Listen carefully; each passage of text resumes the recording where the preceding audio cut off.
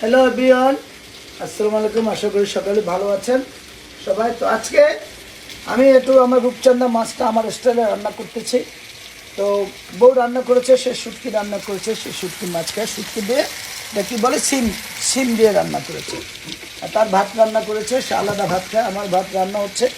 আমি যে মাছটা রূপচাঁদা মাছ রান্না করছি, এখানে আমি পেঁয়াজ দিয়েছি, অনেক অনেক পেঁয়াজ দিয়েছি, অল্প তেল দিয়েছি, পেঁয়াজ দিয়েছি, সাথে রসুন দিয়েছি, কাঁচামরিচ দিয়েছি।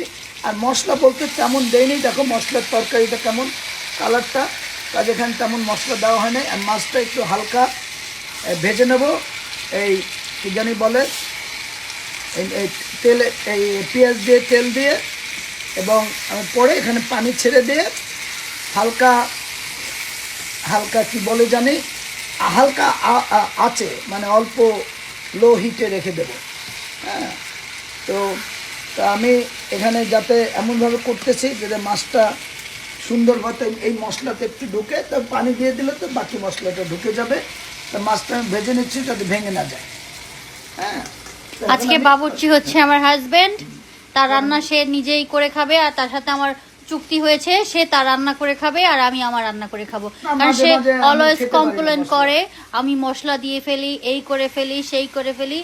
আই এম টায়ার্ড, সো আমি আমারটা রান্না করে খাবো, সে তারটা রান্না করে খাবে। না, সব কিছু না, মাঝে মাঝে আমার ফেভার, সেই মাছ খায় না এমনি, এই জন্য আমি আমার মতো করে রান্না করছি।